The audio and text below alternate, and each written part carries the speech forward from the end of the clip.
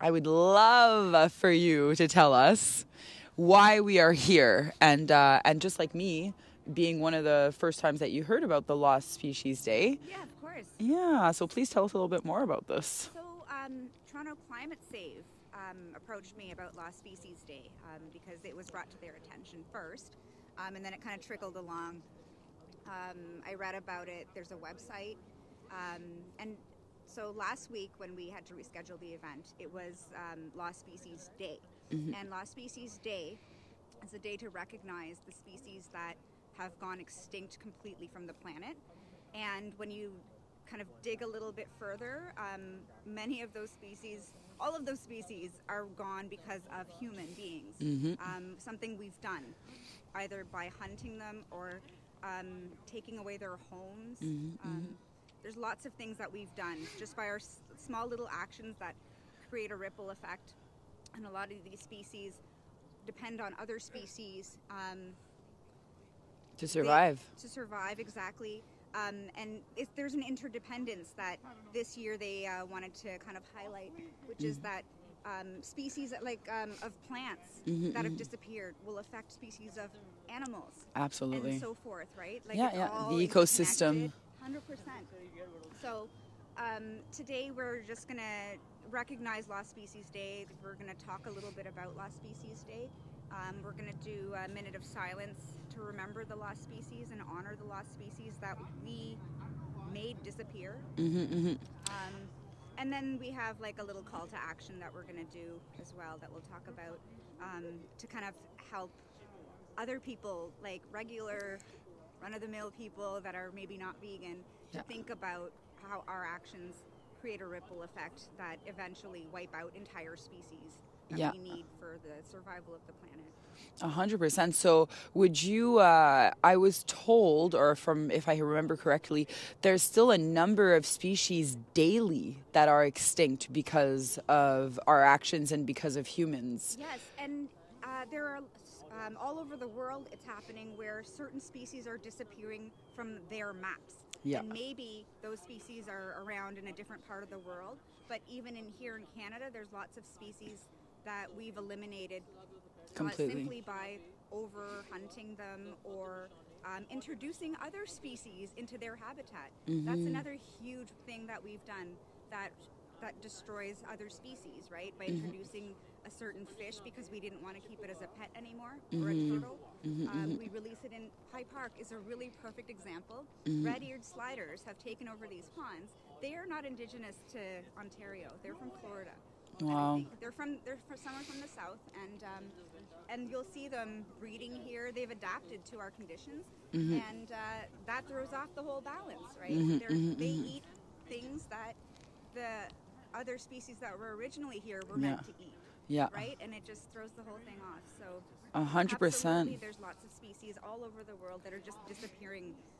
We don't even see it happening, right? Yeah. Because how often do we look inside the pond? Exactly. We have no idea what's going on in Exactly. And that actually reminds me of the Pekin ducks as well, that are like just before winter every year, they're being released into nature because people realize after adopting them from some type of farm or company that are telling them to bring them back to eat them, they're realizing like, oh, I don't want to cause harm to my duck, so let me just release my duck in the wild, when in the end it's more harm than good, because as you just said, not only are those ducks eating tons of other things that wouldn't be necessarily respective to what would happen in that ecosystem, but on top of that, they can't survive. They can't survive the winters. They're not equipped. No, they're exactly. Not equipped, and we've done things to them. We've bred them certain ways to make it so that they're not equipped anymore to survive in nature in the wild. Yeah. And I've seen those ducks even in High Park. Oh, for sure. Past. Yeah. I've seen them in the other little ponds. Yeah, there's been rescues here, which is why I was thinking about that.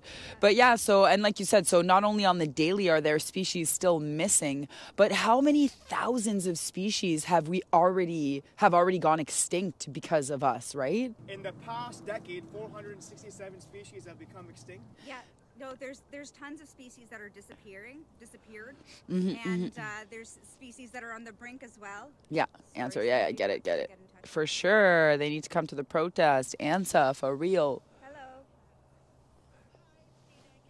Hey. Okay, so basically, you're just at the top of the hill. You just have to come down the hill now. What's the agenda? So Make fur farms history. That's the overall agenda for life. no, we haven't started. Hopefully it's the last We're winter. all good. But yeah. So Varun, tell us why did you come here today? Okay. So To remember the lost species so when that you have come out of the been. restaurant, Here, let's come over here. the pathway that goes towards like a little building, and you'll see like kind of a garden. Yeah, so like how far are you from home right now? Decently far, no? An hour away. Yeah, and this morning you went to St. Helens as well, the meat packers or whatever they want to call it. Slaughterhouse, yeah. Yeah, and I saw some of your footage, which I literally had to like turn away and not look at because there were literally like cow skulls Right. falling out of the truck and stuff, like from what I understand. Yeah. So that was a dump truck that came out of a so-called True Harvest slaughterhouse, Yeah. and it was overloaded. Yeah. You could see like extra stuff. Yeah.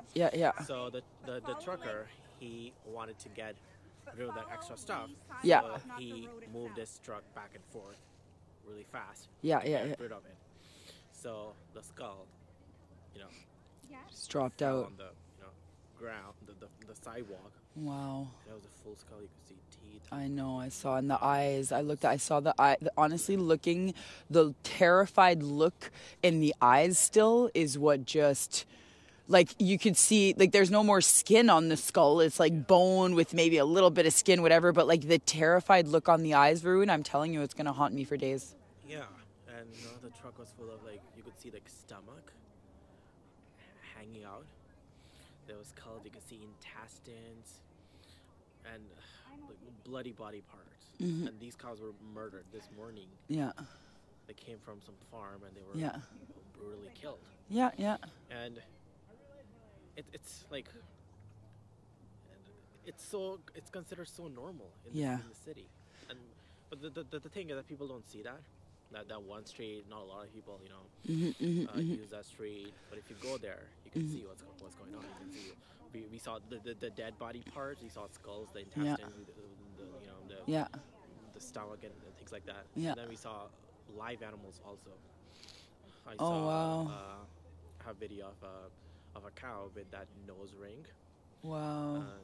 I think that cow is probably a young male or Yeah. it could be female. They usually do that because when some babies, they grow up, they still want to go to their mom and drink their milk. So to prevent them, they put that nose ring, which is horrible. Yeah, it's absolutely horrible. And, there was blood all over their nose, and with that nose ring. And, Wow. in my video, you can hear the cries. Yeah. And we're killing these innocent beings. They're literally asking for mercy. They're literally crying, and you can see the pain when you go up close to them. You can feel the fear, the terror, and those vibes, and they don't want to be there. And then people go to McDonald's and other go to grocery store and buy these neatly packaged pieces of animal flesh. They're not the ones who are witnessing that.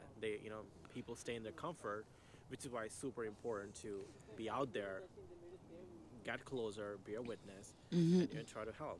100%. I even remember, Varun, I remember someone telling me that they were always passing by St. Helens and never realized, and they always wondered, what's that smell? What's that smell? And it's the smell of death. I remember the first time I was ever there, I was traumatized. I was even more traumatized when I saw all those baby calves heading to slaughter, licking outside the truck, trying to like play, not even realizing what was waiting for them and how they were going to see all their brothers and sisters killed in front of them. All that because humans want to consume the milk of another species. Exactly. Yeah, that street, you just have to walk. You can taste it. You'll see. So around noon from St. Helens, there's a skin truck that comes out, and when it goes out of the slaughterhouse, there's like blood dripping from the truck from the skins of freshly murdered cows, and there's a trail of blood you can see. And this is happening, like and then you see live animals going in. It's like it's so traumatizing. You see live animals going in, and then seeing death coming out, and then down the road there's tannery. Yeah, So, just violence and murder and so blood. much, so much violence. Yeah. And like you said, like, I could just imagine the environment around there, like the people that are forced to live in those spaces, or just like, again, the fact that even as activists, like seeing that on a weekly basis is brutal. Like, I don't, it's so hard. It was so hard for me to ever go back at St. Helens, but I do, if you've never had the opportunity to bear witness, as hard as it is, I urge you to have a look. Like, reach out to Varun, reach out to myself, go to St. Helens, go to Fearman's, go to Chicken Save, like go somewhere where you can connect with the animals, you can see them heading to slaughter. It's the most horrible feeling, but it will really fuel you. Like, it'll fuel you as an activist. Exactly. And what keeps me going is it's really difficult to bear witness. What keeps me go there every week is if it's difficult for me, Imagine for how them. difficult it is for them being inside the truck. Because at the end of the day, I can still go back home and enjoy and eat and things like that. But they're never coming out. Yeah. There's no going back for them. Yeah. So it's it's important to be out there for them and share the truth.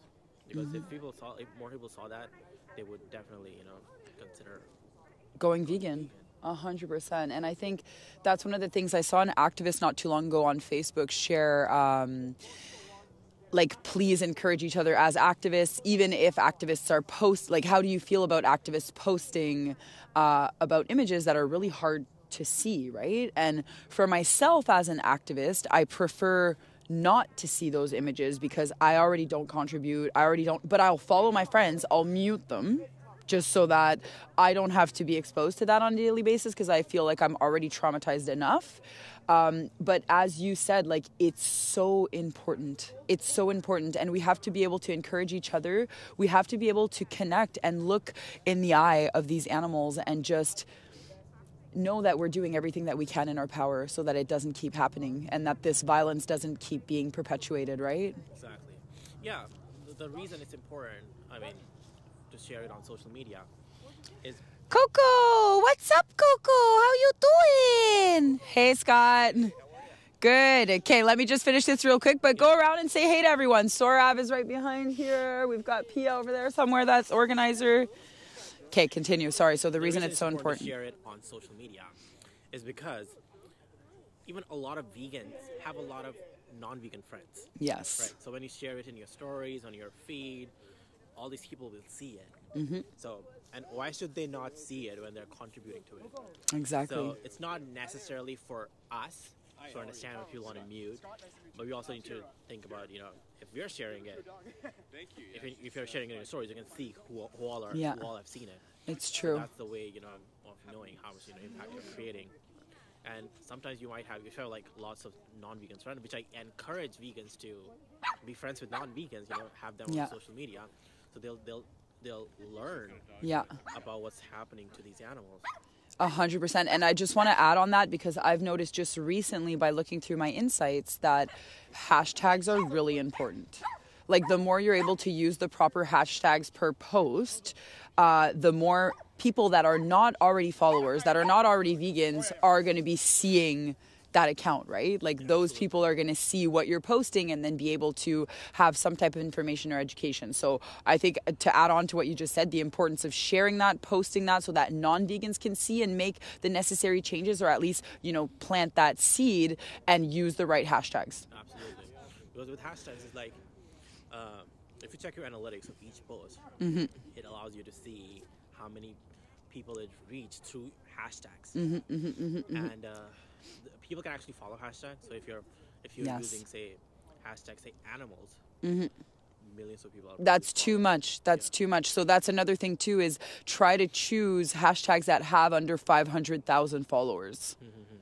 Mm-hmm. Yeah, but it's also, I think it's good to use both, mm-hmm. because if people are using, like, say, animals, and there's millions of but it's there for less than a millisecond. That's the thing, right? You post it and then it's gone already. So it's already down like 150 other posts that people don't even get a chance to see. Do you know what I mean? Sometimes it shows in your feed if there's a post. Like say, I sometimes follow I follow this hashtag. Oh Black yeah, Lives yeah, Matter, yeah. and sometimes on my feed I see posts with the hashtag Black Lives Matter. Oh, but interesting. It's not from my follower. Oh, it's from you following that page. Hashtag, The hashtag. Yeah. Okay. So sometimes you It could be a hit yeah. or miss on that. Yeah. That's good. So yeah. That's good. Well, advice from Ina: choose 500 less. I feel use both. Yeah, 100%. But yeah, so amazing. Well, thank you so much for coming out here with us. I know you had to do quite the way. And again, you also had another event this morning that was like traumatizing, right? Is there anything else from that event this morning that you'd like to share with us or anyone watching? Yeah, I would just like to ask people to come out. Because the thing is, the problem with our society is we tend to look away when we see suffering. We don't look at it, but we don't mind contributing to it indirectly. So if everyone bore witness, because again, if those were humans inside the trucks, people wouldn't say, "Oh, I don't want to see it." You would go there and try to help. So if you can't help, you should still be there, bear witness. Don't let them go unseen. Yeah. Right. Because these industries, they want them to go unseen. They don't want the world to see the reality. Exactly. You go there and document it, because turn on your TV, you'll never see on the advertisements or happy cows the final their destination. You'll never see that. So you'll never see that. Yeah. All the advertisement got milk. Why does it never show that? Which is why it's important to help to voice and amplify their voices. And I think saying amplifying their voices. They have the voice. They have the voice. We have to amplify it. I think that's a huge actually discussion. And as you said, especially in unlearning species' vocabulary, like they're not voiceless, right? They really do. And no, nothing against Anonymous for the Voiceless, because they're already branded and I get it, right? And it's not like they thought that through necessarily, because it makes sense of like they're not being heard because they're kept behind closed doors and we don't want people to see, right? Exactly. So 100%, but we're amplifying their voices because although they're kept behind closed doors, they can still scream, they can still cry, they can still express themselves in their own language. So it's important for us to mention that we're amplifying their voices and that silent vegans need to come out and join us. Like there's enough is enough. Like if you're vegan, you're already on our side. So you absolutely need to come out and join us and amplify those voices. Exactly. Like when you look inside those trucks, you can tell that the animal is in pain. They're suffering. They want to come out. That's their way of communicating. So we need to amplify that. We need to share their stories. We need their voices they're unheard. We need to amplify that. 100%. Thank you so much, Varun. I really appreciate you sharing this. Listen, you're doing what you can. That's what matters, Sorav. Like, come on. Calm the F down and get it done. Yeah. My pep talk is calm the F down and get it done. That's my pep talk. How you doing? I'm going to come give you a nice little hug. Oh, you found us. How you doing? I'm doing good. How are you? Oh, you found us too. You know what? I ended up going past the zoo. Oh, I figured you were like, I was like, if he said he was near the cafe, he would already be here by now. So I don't know what happened. Coco and I had a good walk. That's good. She's happy. Eh? Are you happy? Are you happy? What's going on? What's going on? What's going on? Come see my little camera. Come on. That'll be cute. Oh, I know, it is so cute. Passenger pigeon, extinct in 1914. Aw, that's so fucking sad. When is this frog extinct? Let's see. The golden toad. Golden toad in 1994. Even before I Wow. was born. Yeah. I never got Oh my God, how old are you? I was already bored at that age. Okay, the Pinto Island tortoise, Loneness George, extinct in 2015. Wow, she was extinct recently. The northern white rhino, Sudan, the last male, died in 2018. That's sad. so fucking sad. That's so sad. Hi. Oh my God, nice to see you. Oh. Remembrance Day for Lost Species. Animal agriculture is the leading cause of species loss, 100%. One of the leading causes. Remembrance Day for Lost Species. Go vegan to save animals. It's pretty straightforward. Good afternoon, everyone. Thank you all for coming here today. Let me start off by doing a land acknowledgement. We acknowledge the land that we are meeting on is the traditional territory of many nations, including the Mississaugas of the Credit, the Anishinaabe, the Chippewa, the Haudenosaunee, and the Wendat people, and is now home to many diverse First Nations, including the Inuit and Métis people. We also acknowledge that Toronto is covered by Treaty 13 with the Mississaugas of the Credit. I'd like to add to this acknowledgement by acknowledging Mother Earth and all our fellow Earthlings who are here on this journey of love and liberation for all, with us and not for us. Earth's ecosystems have evolved for millions of years, resulting in diverse and complex biological communities living in balance with their environment. However, since the 16th century, human activity has impacted nature in practically every part of the world, which has resulted in mass extinction of wild plants, animals, deforestation, land degradation, lots of soil erosion all across the world, and climate change, which is leading to acidification of oceans and much, much more. Today on Lost Species Day, we are here to remember and honor the millions of species that have become extinct or are committed to extinction due to recent centuries of careful human dominance. Most species will remain forever unnamed, known only unto God, as the War Memorial says, but all uniquely manifested the limitless creative power of nature, and all were part of the web of life that embraces and sustains our world that we call our home. So this day is a day of mourning, but is also a day for us to learn what we have done and promise by the green of the spring never to do it again. I'd like to read an excerpt or a passage from Peter Brown's and Jeffrey Gravey's essay, Humans and Nature, The Right Relationship. The fundamental wealth on earth, on which all else depends on, is the ability to maintain itself, which is made possible by the ability of green plants to convert sunlight into sugars. Yes, plant-based sugars are wealth. They are used by the plants themselves and by virtually all other organisms to sustain themselves and to reproduce. Without this simple activity, all manufactured capital, all the human capital, the social capital of the world, the credit, the money, bank deposits, these would not exist. An economy in right relationship with right wealth is built on the simple fact that integrity, resilience, and beauty of the natural and social communities depends on Earth's vibrant yet finite life support, for which we must be grateful for and treat responsibly. We are living in a crucial time, a time where we can unite and take back our power, a time where we can change the world for the better and fill it with love for Mother Earth and all the beings here. I leave you with the thought today: what if we celebrated nature the way we celebrate Christmas around the world?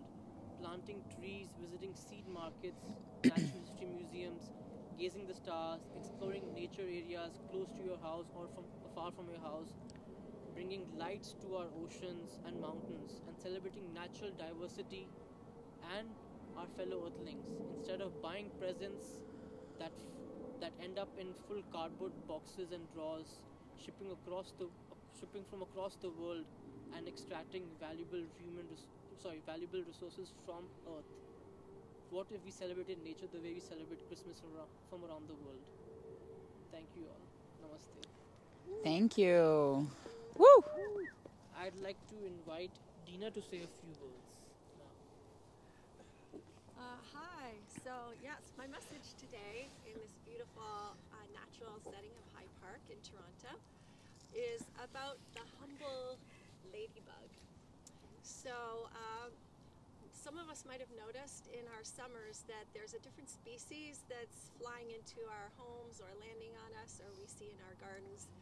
This is an Asian beetle. It is a darker color. It has 9 spots rather than 7, our little local native ladybug. The concern with this is this beetle was brought into our area, the Western world, Canada and US, in the 1970s by farmers suggesting that they would help with being a natural pesticide. Yep. And kill off more aphids, etc., saying we won't have to use as much chemical pesticides. So with climate change and the increased number of these lady beetles, this Asian beetle, what happens in the wintertime is our native ladybug likes to burrow into the base of trees. When the snow covers them, we usually have it covered for the season, but with climate change, we have much warmer days, and the beetles come out, or the ladybugs come out thinking that it's warm and hey, it's kind of springy, I'm coming out. Then it drops to a -10 or what have you, and they freeze and die. So this Asian beetle is hardier, and what they do is to find warmth is they burrow and swarm into our homes, under our porches, and they like to swarm like wasps. So you'll find them in great numbers. They actually leave a liquid stain to stain their territory and call their territory, and out of threat and fear to defend themselves. It smells bad, and it literally leaves a stain wherever they are. So people are trying to kill them, to get rid of them. So there's another form of violence due to us bringing something in for a situation that we could have used another organic way to solve. So as far as the lost species goes, our native ladybug is down to between 20 and 30%, and they used to be 50%. Naturally eating the aphids of places like this and our crops and gardens as well, so as a natural pesticide system by Mother Nature. So when one species starts destroying another, which is what's happening, we get a monospecies. So if this Asian beetle continues the way it is, with our native species between 20 and 30% and reducing, if this beetle, which does eat aphids but is far more territorial and causes damage to our homes, etc., people don't want them making a mess in our homes, they get sick, say they catch a pathogen, and they get wiped out. Now who's going to control our aphids? Because ladybugs actually control majority of aphids in crops, and I don't think people understand how important they are and how cute they are. So they are a huge pesticide natural system, and so I'm mourning the loss of them going down to such a low number, and we have to look into how we can help support their territory coming back and not bringing any more invasive species in when we can actually control things within our own means. So I will mourn them today and celebrate solutions to them, and we'll stay reporting it, keep you posted on that, because this is kind of an interesting thing for me. I love organic gardening. Amazing. And, so I have a quick question for you, Dina. So what would be their natural lifespan? So say, would they be able to live in our home? Because I've noticed exactly what you're saying. They're all over. They were all over my house, and I let them live. Like, I don't have, right? But funny enough, I had a girlfriend over who's an animal activist of ours, and she's super afraid of them. Super afraid of them. Actually, they do. All ladybugs can bite, but Yeah. these ones are more territorial, and they will bite, and it can kind of hurt. Oh, I've always helped them, like, to bring them away from my cats, so I put them higher up on my plants and things like that. So can they actually live the whole winter in my place?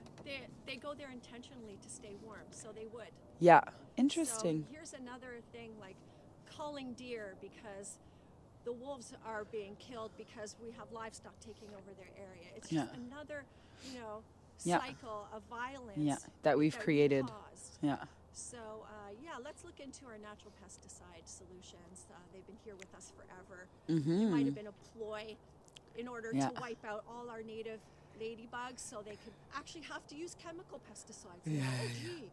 So, and that's, a theory, but let's look into the numbers of us, saying we keep our natural pesticides. Permaculture, Yes, all the way. Yeah. So we'll celebrate the solutions and all the supporters in growing numbers. Yeah. Amazing. So does everyone here know what monoculture is? Does anyone here know what monoculture is? Actually, I don't know.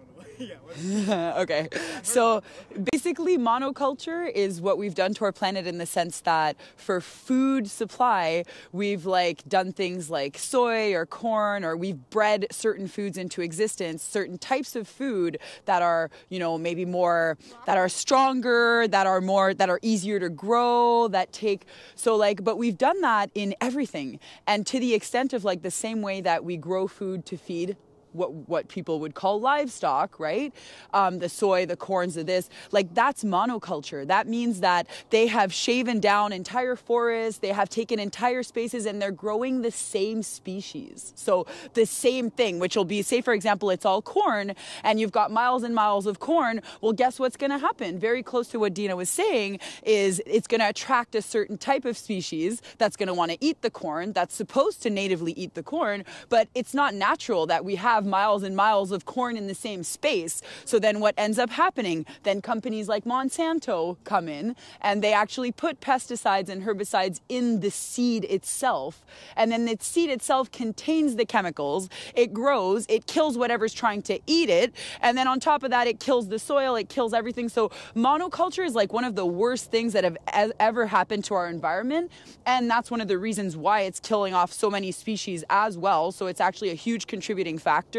And that's something that I learned at the Institute of Holistic Nutrition in my environment class. And I was just amazed at what we do to our planet again. And from a plant perspective, to add on to what Sorav was also saying, which is what saves life. So the fact that we're doing this is just horrible, right? So just so that you know, monoculture is what bigger companies and organizations have done to our planet, where they've just shaved everything down that you can see that promotes, you know, permaculture, that promotes proper ecosystems, that is actually meant to, there's a reason it's there, right? There's a reason it's there. We're not supposed to just take it all away and then think that we could put this one thing and that it's going to be okay and that it's not going to disturb our ecosystems, right? And this is happening everywhere. So just so you know, like look into monoculture and look into Monsanto, because those are two key things that as a vegan animal rights activist, you want to know and you want to talk to people about, because people need to know this. So just as everything, the reason we're here to celebrate this, you know, Lost Species Day is because of what we've done. And there's so many systems in place that we have, you know, put in place that are causing this as a consequence. So it's important for us as animal rights activists to know this information, because people, the more we inform people, the more we can educate them, the more people will start changing their behaviors. So, you know, and we're all strong activists here. We all have a head on our shoulders. We all have a conscience, right? That's the reason people literally say that, you know, we're superior because we have a conscience. And it's like, it's the exact opposite. Is because we have a conscience, we need to start acting in a way that we can help our planet and help everyone thrive in harmony, right? Not do the exact opposite and destroy everything. So anyway, that's my spiel. But that word mono, bravo. That word mono, singular. There's a Yeah. reason that monopolies in business and industry Yeah, are yeah. regulated. And how did some like the meat and flesh and dairy industry become monocultures by Yeah. 3 people running Yeah. 80%? Yeah. 3 companies running 80%. That's a monopoly. Yeah, yeah. So yeah. So Yeah. here we are. Let's go get them. Doing what we're doing. Every individual is the same. Every individual. I'd like to add to that. I think what Michelle mentioned is really important. I think we should also look at, like, you know, we talk about our ancestors, whether it's for this continent or any continent. They have survived for many, many generations, many years before us. It's very important to look at their practices, which was more in harmony with nature, and treating Mother Earth as a family rather than just a commodity as how we treat it now, and really go back to our roots. Like, even when it comes to going plant-based, we have to work towards localizing our food system. Yeah, There's true. no use of having, you know, vegan meat coming from the other part of the world. Yeah. You're still contributing to a lot of carbon footprint. You're Yeah. still extracting resources. Yeah. So localizing food and going plant-based, that's the way forward. 100%. And even just to add on to what Sorav just said, the same way that we have to learn from history, right? The same way that we have to learn from what our own ancestors have done and how they've helped, maybe potentially use nature in harmony. We also have to look at social movements, because we're all animal rights activists here, and it's been done before, right? Like social movements like, moving away from racism, even though none of it has been fixed, but moving away from racism, moving away from women being less than men, moving away. Like, there's just so many things that we have done already and changed, that what we're trying to do with our systems to move away from exploiting animals, all animals, like, we can use what has already been done. We don't need to reinvent the wheel. So it's so important for us to really do that, right? Tap into that continuation. Yes. Holistically. Yes, 100%. All right. It's my spiel again. What are we doing next? Pia, I think you were going to give us a nice little... Yeah, so basically I just wanted to close off with just a few words. I think, sorry, Peter. Oh, I heard Pia, not Pira. I said Pia and Pia. Oh, okay. She's closing off. Oh, okay. Okay. Yeah, so you're Okay. All right, so we're here for the 10th annual Lost Species Day. In the past decade, 467 species have become extinct, and many more as a threat as climate change accelerates this process. Because of human activities, numerous amount of species, some of which are unknown, disappear every day. A lot of the animals who are endangered are many of the animals humanity has taken a particular fondness towards, like the African forest elephant, Amur leopard, black rhino, orangutans, fin whales, sea turtles, whale sharks, and tigers are just some of the examples that humans have a liking towards. The unfortunate reality and disillusion is that the humans indirectly harm these animals by supporting animal agriculture and indirectly harming billions of other animals like chickens, pigs, cows, turkeys, lambs, goats, and fish. As the animal agriculture industry continues to take over the Earth's landmass, species-rich habitats are being quickly destroyed. So another fact is like 1 acre or 4,400 square meters of land is cleared every second for animal agriculture, which shows like Monoculture. Yeah, exactly how big the problem is. And then, animal agriculture is the leading cause of species extinction, habitat destruction, and ocean dead zones. And something that politicians and the general public are not talking enough about at all. Yeah. And to save these species and the animals being sacrificed in the name of animal agriculture, we must transition away from this current system. The animal agriculture industry pollutes our air, water, and land, along with deforestation, soil degradation, all contribute to habitat loss and species extinction, which is what we're talking about. It's like a domino effect. A multitude of aspects is leading to the destruction of our biodiversity. Earth's biodiversity. And there are about 1.7 million documented species of like flora and fauna. Over 86% of these 10 million known species of flora and fauna have not been described or documented. And the UN is reporting that up to 100 plant and animal species are lost every day.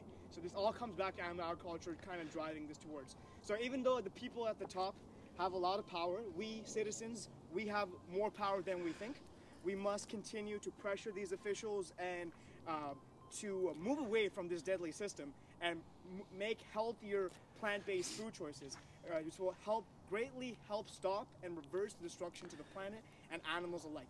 So we really must act now for the present and the future of our planet. Yes. Thank you. Woo! And it starts snowing with that and everything. Boom! Just like that. Oh my God. Okay, Pia, your turn. Show us as the storm has been brought along. Quite pretty. Yeah, I need to drive back home. Let's do this. It is really pretty, actually. Oh, sorry. All right. Well, thanks everyone for coming today. Just in closing, Lost Species Day was first held in November of 2011, and since then, thousands of people have taken part in a wide range of events exploring the stories of extinct and threatened species, cultures, and communities each year. Thank you guys for coming out today and speaking. Thank you to Sorav for helping me to organize. and as well for Dina for preparing the ladybug speech. That was really informative. Yeah, that was really Michelle informative. also provided a lot of really interesting information that I previously didn't know about. Ooh. And thank you for speaking about all of the lost species, or so many of them. Yeah. So I have like a small call to action here that you guys can take home with you and do in your own neighborhoods on a day where it's maybe a little drier. We've got these lost signs. They're made to look like lost pet signs. Yes. Right? And so there's a couple different ones, and we'll just distribute them. It's basically a reminder for the general public, just a small reminder that we made this happen. We made these species get lost. Yeah. And it's our responsibility to help the species that are on their way out to prevent them from going extinct.